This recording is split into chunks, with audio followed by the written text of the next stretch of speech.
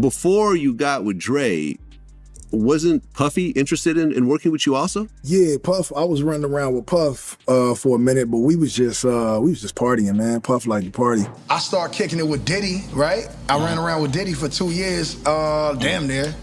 And this nigga Diddy, we never went to the studio one time, but he was like, yo, I fuck with your demo. So just when we thought this mess with Diddy bending other men over couldn't get no worse, the internet was sent into a friend once again after the game got exposed for being one of Diddy's boy ties. It turns out Diddy has been his secret sugar daddy for over a decade now. And in return for everything Diddy does for him, he allegedly bends over and allows Diddy to have his way with him whenever he likes. And get this right, after all of this was revealed, Rick Ross also stepped into the chat and clowned the game for allowing Diddy to play with him like that. What makes this even more disturbing is that Rick was one of the first people to call Diddy out on saying men and making them bend over for opportunities in Hollywood. So the fact that he's now clowning the game makes people think he knew about the game and Diddy's relationship for a very long time. But he just kept it hush-hush until everybody else caught on at this point.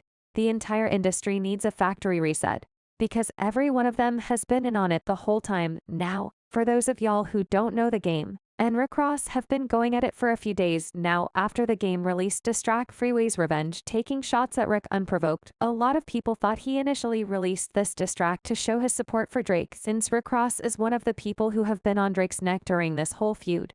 But that excuse didn't make sense to people, because Rick has never said anything shady about the game, like not even once. If this was really about Drake, it would make sense for him to go after Kendrick, not Rick Ross. And the disc song game accused Rick of being on OIC and receiving golden showers from his baby mama Tia Kim. He rapped "You Too Lemon," "Pepper Wings from a Heart Attack," "Academics," "Get This," "Ninja OIC Starter Pack," Kaiset "Hit the Room," "Turn That Stream On," "Ask Button" about his brief encounter with King Kong, "This Ain't the Kendrick Beef," Drake sings song "Shots Ring Out," "The Neighbor Better Have His Ring On," "He Popping Pills," "They Starting to Mess With His Brain," "Seizures Off the Lean Ballin'," "Chaga Shorts," "Got the Poopy Stains," "Your Baby Mama Told Me You Like to Get Peed On." Rick Ross, on the other hand, did not take this diss track seriously at all, and he trolled the game in a series of videos he posted to his IG.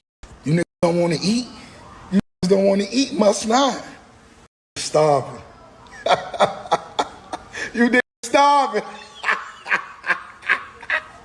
This really enraged the game even more, so he took to his IG to write a 5,000-word essay about how Rick is apparently scared of him, apart from people being real confused and trying to understand why the game was channeling all this energy into dissing Rick. Some people also speculated that the real reason why Rick Ross doesn't respect the game enough to respond properly is because he saw the game allegedly bending over for Diddy, so he knows game ain't nothing like the gangster he trying so hard to look like. You see, Rick Ross, Diddy, and the game actually worked on a collaboration before back in 2014 called Don't Who. After this collaboration, both Rick Ross and the game were on to have a close relationship with Diddy. But it was two different kind of relationships. Rick Ross was strictly Diddy's friend, and they were seen hanging out a lot. But the game, on the other hand, became more like Diddy's sugar baby. He practically took care of him and flew him out to foreign countries. Diddy was taking him on shopping spree and bringing him along to his infamous freak-off parties. In fact, we wouldn't have known about any of this if the game himself didn't spill the tea during his 2022 sit-down interview on Drink Champs. Apparently, Diddy came knocking on his door with the offer to team up on an album. However, for nearly 2 years, all they did was jump from one exotic location to the next, living it up in style. And get this, Diddy was not holding back on the gifts either. He was showering game with all sorts of lavish goodies like fancy watches and loud chain. After that,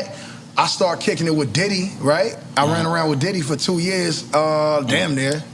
And this Diddy, we never went to the studio one time, but he was like, yo, I fuck with your demo, that you know, bad boy, but hey, Playboy, hey, here go a watch, Playboy, here go a chain, Playboy. I'm like, yo, we ever gonna rap? Like, nah. I was doing for 2 years. Yo, but the jet leaves at 5. We going to Miami, Playboy. We going to, you know what I'm saying? We going to New York. We in ATL this weekend, Playboy. Pop out. And I was going everywhere with Diddy.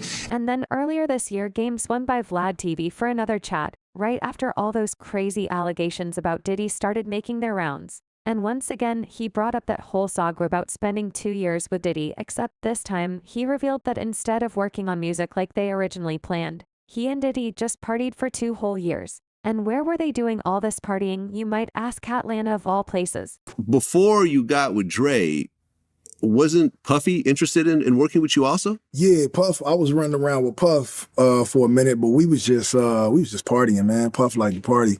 So that's basically all we did. I think the few times I was running around with D-Mac and Puff, we just did a bunch of partying. We might have went to the studio once or twice, but I didn't get to record nothing. I was just, Okay, but I mean, Puffy was a huge deal back then. Still a huge deal. I mean, he's still a huge deal, but he's not doing music anymore, Right. is what I'm saying. Back then, Bad Boy was on fire, and he's running around with you. Puffy's a busy guy. I was running around with him. Yeah. You were running around with him. Right. Was he talking about signing you, or what exactly happened? Nah, Puff he wanted to sign me. He just, he was moving around. Like he had the restaurant Justin's in Atlanta, so we was in and out of that. A lot of parties in Atlanta with him and V and, Big Wolf and, Fab and Jeezy was just, Fab was already on. Jeezy was coming, coming of age. But we just Baby, once this started going viral, people could not help but wonder if the game was also getting his cheeks lead by Diddy, cause if y'all remember, 50 Cent also put Diddy on blast some years ago for trying to make him his boy toy after Diddy offered to take him shopping. FY said he was confused at the time, cause this is the kind of offer that most men would usually make to women that they are romantically interested in, not another man who's supposed to be a work buddy. FY and Diddy weren't even friends like that to begin with. Oh, the offer was hella weird, and FY immediately knew what Diddy was trying to do. Puff was like, first he was amping him to get style. Then he was like, so when we gonna get the chance to kick it? Like we could just hang out. We gotta kick it. This is Puff. Okay. He telling me we gotta kick it, and he was like, why don't we go shopping or something? I mean, I pay for it. And I was like, what the fuck this nigga just say? But that's not all, y'all, because another interview that the game had with Glad TV shortly after this collaboration with Diddy and Rick Ross also went viral. He revealed even more interesting things in that interview when he was asked if he has ever worked with any DL rappers. He actually said yes, and even went on to talk about how some of these rappers claim to like women, but are actually clapping men and protected and spread STDs. Do you think that you've worked with a gay rapper? Yeah, man. And gay, not being just full out gay, but hiding it, trying to pretend like he, loves girls and live the rap lifestyle, but really he's a man fan.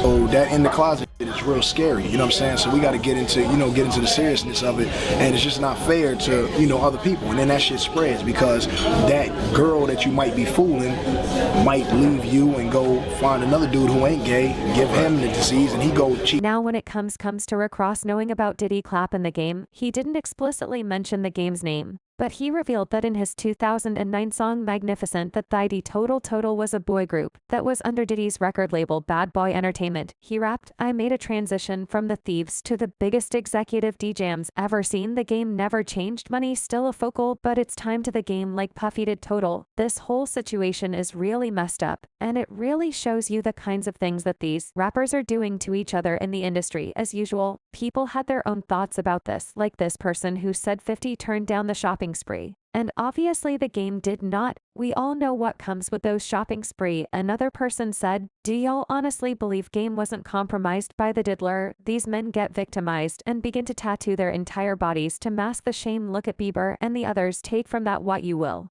But now I want to know your thoughts. What do y'all think about the game being Diddy's boy toy? And how do y'all feel about Rick Ross clowning him for it? Y'all be knew what to do. Let me know your thoughts in the comment section down below. And don't forget to click here to watch this other very messy video.